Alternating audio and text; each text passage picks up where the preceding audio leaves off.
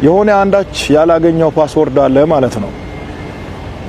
እሱም እዚህ ቪዲዮ ላይ በጣም ብዙ ሰው ሜንሽን ስላደረገኝ ነውና ለዚህ መልስ ለመስጠት ያህል ሰሞኑን እንግዲህ የቲክቶክ አዋርድ እጅጉን ብዙ መነጋገሪያ የሆኑ ጉዳዮችን ይዞ የመጣ ሲሆን መነጋገሪያ ከሆኑ ጉዳዮች ውስጥም አንዱ እና ዋነኛው የአዶናይ እና የማስተዋል ጉዳይ ሲሆን በዚህም ጉዳይ ላይ ብዙዎች የራሳቸውን አስተያየትና ሐሳብ ሲሰጡ የተመለከትን ነበር። በዚህ ጉዳይ ላይም እዩ ጩፋ ለአዶናይ መልእክት መሰል ቪዲዮ አጋርቶ ነበር። ኢየሱስ የማርያም ልጇ መሆኑ ብቻ ተገልጦልህ ፈጣሪዋ መሆኑ ከተሰወረብህ የሆነ አንዳች ያላገኘው ፓስወርድ አለ ማለት ነው።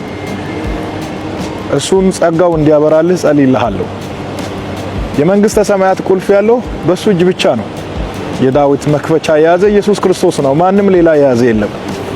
ማርያምንም ሌሎችንም ፍጡራንን በሙሉ ወደ አብ የሚያደርስ ወደ እግዚአብሔር መንግስት ሊያስገባ የሚችል ቁልፉን በእጁ የያዘ ብቸኛው ጌታ ኢየሱስ ክርስቶስ ነው። በዚህ ቪዲዮ ላይም ኢልያስ በመባል የሚታወቀው እንዲሁም ብዙዎች በቲክቶክ ማህበራዊ ሚዲያ የምናውቀው ሲሆን እሱም በቲክቶክ ሚዲያ ላይ ከ475000 በላይ ተከታዮች ሲኖሩት እንዲሁም እዩ ጩፋ ባጋራው ቪዲዮ ላይ ምላሽ ያለውን መልእክት አስተላልፏል። ያጋራውን ቪዲዮ ከ259000 በላይ ተመልካቾችን ሲያገኝ በቪዲዮ ላይም ከ34000 ሰዎች በላይ ላይክ አድርገውለታል። ኢየሱስ የማርያም ልጇ መሆኑ ብቻ ተገልጦልህ ፈጣሪዋ መሆኑ ከተሰወረብህ የሆነ አንዳች ያላገኘው ፓስወርድ አለ ማለት ነው። እሱም እዚህ ቪዲዮ ላይ በጣም ብዙ ሰው ሜንሽን ስላደረገኝ ነውና ለዚህ መልስ ለመስጠት ያህል ድንግል ፈጣሪዋን ወለደችው፣ እርሱም የፈጠረውን ሥጋ መልሶ ተዋሃደ። በቤተልሔም ግርግም የነበረውን ግሩም ምስጢር እያሰበች እናቱ ማርያምም በልቧ ትጠብቀው ነበር። እንዳንረሳው እንደዚህ አይነት መዝሙሮች ብዙ አሉና እንሰማለን እሱን ሁሉ ጊዜ። ቪዲዮውን እንደተመለከታችሁት ነው። በዚህ ላይም ሐሳብና አስተያየት ካላችሁ በሐሳብ መስጫ ሳጥን ስር ያስቀምጡልን። በመቀጠልም ዘማሪ ተከስተም እንዲህ በማለት መልእክቱን አስተላልፏል። ከሰገጥንም ለዚህ ህይወት እንሰግጥ። የሰው ልጅ ህይወቱ በልዩ የተሞላ ነው። ከቦታ ቦታ ስንዘዋወር ይሄውም ልዩነት የሚገለጥባቸው መድረኮች ብዙዎች ናቸው። በአውሮፕላን ጉዞ መካከል ደግሞ ልዩነት የሚሰፋበት ድንበር የሚሳልበት አንድ አውድ አለ።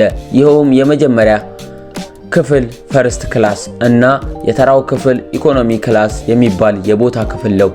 በብዙ ጉዞዎች በረራዎችም በክብር መቀመጫ ውስጥም የማሳለፍ ጥሩ አጋጣሚ ገጥሞኛል። በዚህም ሰዓት ያየሁት ልዩነት ከተራው የጉዞ ልምድ ጋርም ሲነጻጸር የሰማይና የምድር ያህል የራቀ ነበር። መቀመጫዎቹ ውብ፣ የተንጣለሉ አገልግሎቶች እጅጉን ማራኪ፣ ጸጥታው የገዳም እረፍት የሚያጎናስብ ነው። በዚህም ቅንጦት ጥግ ላይም ተቀምጬ ሳለሁ ባለጠጋ መሆን ለዚህ ክብር ብቻ ቢሆንስ ወይንም ለዘወትር እንደዚህ መኖር ቢቻልስ የሚል የልጅነት ምኞቴ በልቦና የሰረጸ። ልዩነቱ በጣም ሰፊ በመሆኑ ሀብታም የገዛው ክብር ከፍ ብሎ ያለ ዋጋ እንዳለው በአካል ተመለከትኩ። ይሁንና የጉዞ እውነታው በይበልጥ ያጎላልኝ አንድ ወዳጄ የተናገረው ቃል ነው። ለመንቀሳቀስ እግሩን ለማፍታታት ያህል ከክብር ክፍል ፈርስት ክላስ ተነስቶ ወደ ተራው ክፍል ኢኮኖሚ ክላስ ሲሻገር ገና መጋረጃውን ገለጥ ሳደርገው አለ የገባሁት የታገቱ ሰዎች መሃል መስሎኝ ነበር ሲል አስታውሳለሁ። ይህን ቃል ሁሌ ፈገግ ያሰኘኛል። እንዲሁም የሁለት ዓለም ልዩነት በአንዲት ሐረግ ያሳያል። የዚህኛው ክፍል ሰላም፣ ምቾት፣ ነፃነት በዛኛው ክፍል ካለው መኮራመት፣ ጭንቀት ጋር ፈጽሞ አይወዳደርም። እዚህ ላይ ነው ታላቅ የህይወት ወግ የሚጀምረው። 70 በዚህ 80 ዓመት ከዚህ ወዲያም ስቃይ ብቻ የተሰጠው ይህ ምድራዊ ኑሮ ከዘላለም ህይወት ጋር ሊነጻጸር የሚችል አንዳች ሚዛን የለውም። በጌታችን በኢየሱስ ክርስቶስ ከዘላለም ሞት የዳነ ሰው በጸጋው በረራ ውስጥ ከገባው በኋላ ከሚገኘው ክብርና እረፍት አኳያ የምድራዊ ህይወት ቁራጭ ወይም ስብስብ ኢኮኖሚ ክላስ የትም አይደርስም። አንድ ጊዜ በመንፈስ ቅዱስ የመንፈሳዊ እርካታ ሙሉነት የተለማመደ ማንነት የዓለሙን ግሳንግስም ክብር፣ ሀብት፣ ዝና ደራርቦ ቢለብስም እንኳን የዚህ የዘላለም ደስታን ጥግ ሊደርስ ፈጽሞ አይችልም።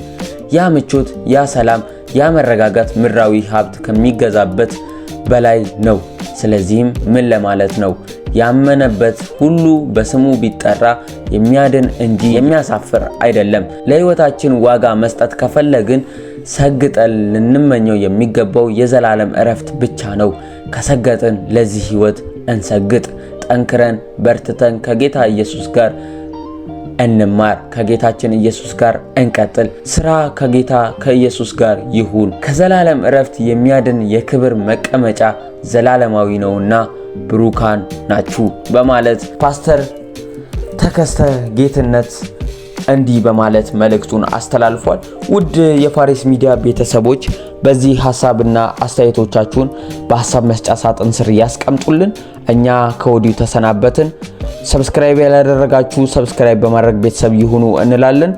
እንግዲህ ከዚህ በኋላ ባሉ መረጃዎችም ፈጠን እያልን መረጃዎችን ለማቀበል እንሞክራለን። እኛ ከወዲሁ ተሰናበትን። ቸር ሰንብቱ።